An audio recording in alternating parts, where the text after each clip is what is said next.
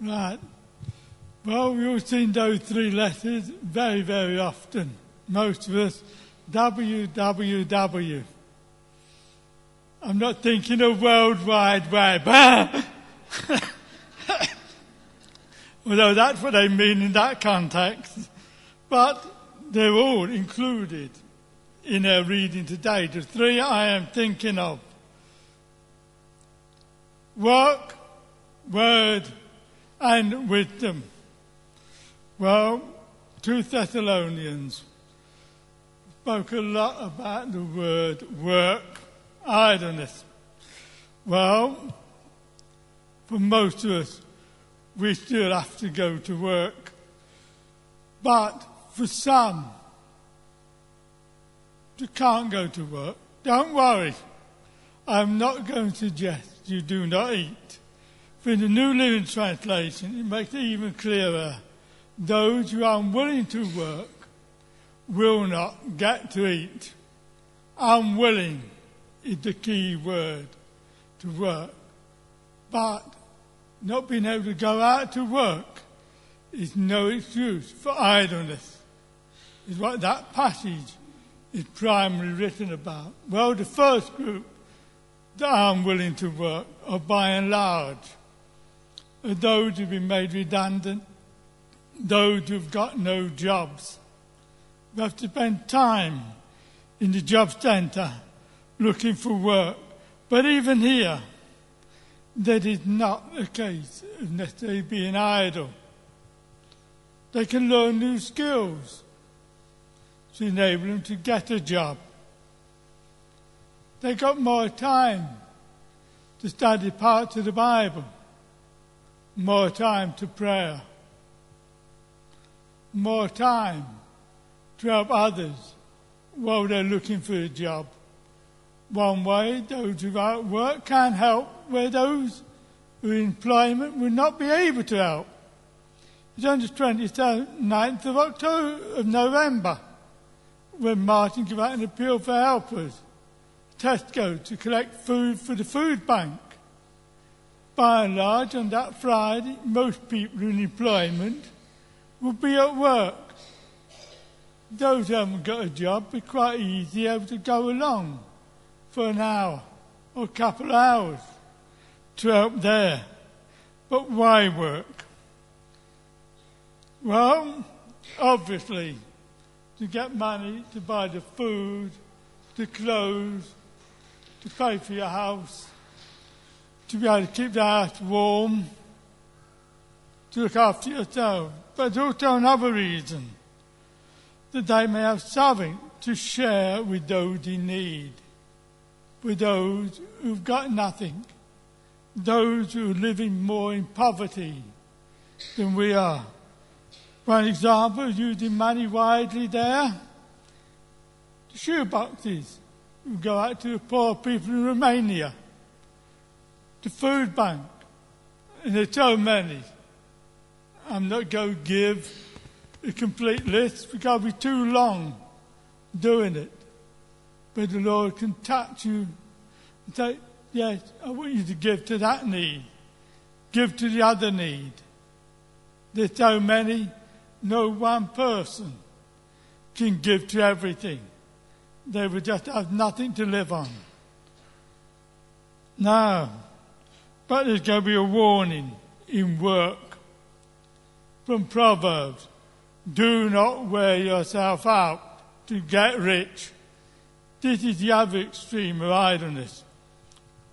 I know some people who live for work just want more and more money, which in some cases is just wasted or just saved for no reason.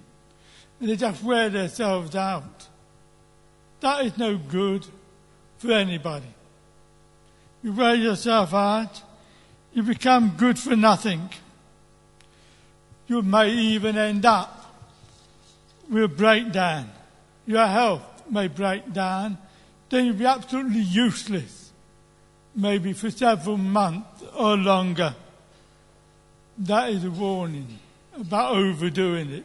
We've got to be careful. And it's not just to get rich.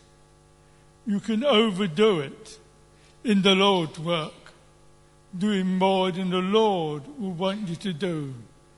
The Lord's work should be shared out with everybody playing a part. Everybody to be active in some way in the Lord's work. What it is will depend on you, depend on your character, your personality, your own health. And that brings on to the next one. Another reason people are unable to work. It's quite simply sickness. And like unemployment, most people at some time in their lives will have periods of sickness where they are unable to work. I had a period this year, and during time of that time, I was unable to even concentrate on reading or think for very long without becoming tired. Well, I spent most of the time dozing rather than being able to do things. But even in sickness, and especially long-term illnesses, it's no need to be completely idle. Imagine somebody that cannot walk, but is quite able to pick the telephone up, phone, and encourage a person. That could be very useful. The list is no end. I cannot go into all of them. It could depend on each one of us, the individual person, individual situations. The next one is not so much unable to work, but it's better often if the person didn't work, the stay-at-home mums. Yes, they're not idle. They've got a very, very important job to do. Looking after the gift the Lord has given them, the children, when they're young especially.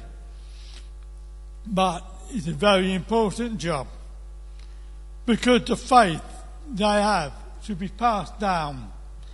In case of the Bible here, this is Paul writing to Timothy. Not there, here.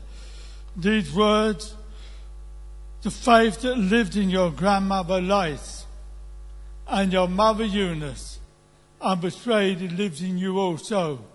Yes, the mother taught her daughter taught her son, who became Timothy, one of the early pastors of the early church. Yes, pass on the faith, your living relationship with God. Train the children to live right in the early days, especially on the mums. Also, it's possible, if the Lord moved upon a child at a young age, for the mum to lead them to the living relationship in the Lord, even before they go to school. It's possible. It don't happen very often, but it does happen. So that's important.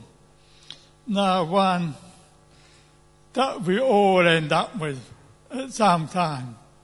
Some have already reached the stage, some a few years ago, others a long time.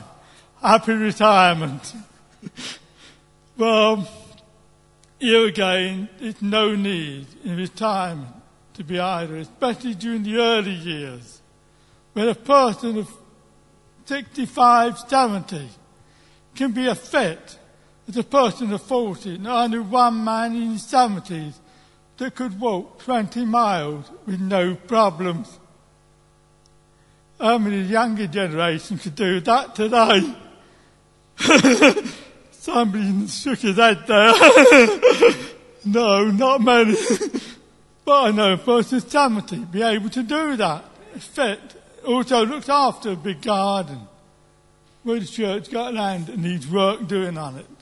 Some of those who are tired with the time and are still fit, good health, and that the list goes on. During that time, there's no need for idleness. There's things retired people can do. not an XW. Word. The Word. Well, I'm thinking more of Thessalonians, though the word was not used. But these words were,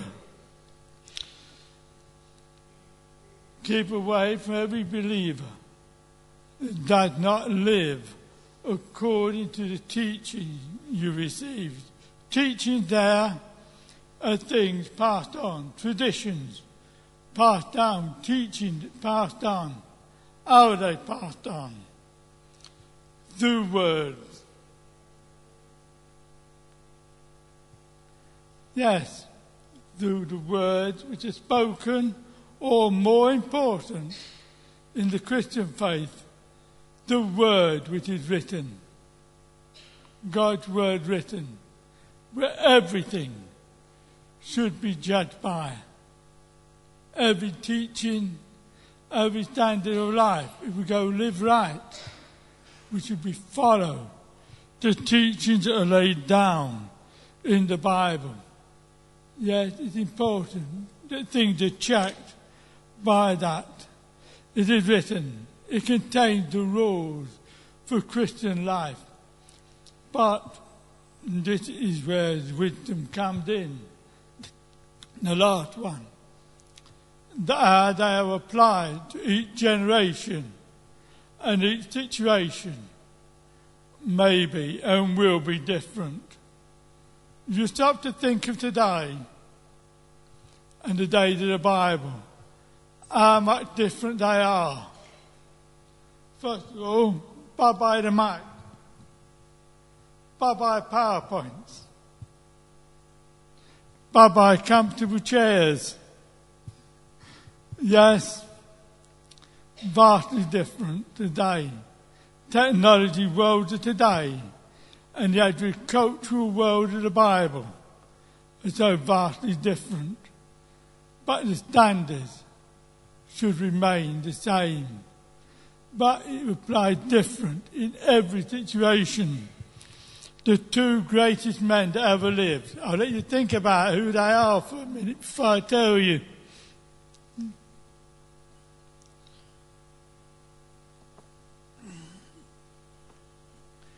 Well, we should all realise the greatest man that walked upon the face of the earth was Jesus himself. But who was the greatest born of woman? John the Baptist. And those are the words of Jesus. If you want to say anything, Jesus said, John the Baptist, the greatest born of women. But these two people were vastly different. John the Baptist ate just simple food, locusts and wild honey. Jesus, it said, came eating and drinking. And then Jesus ended up with these words. Oh,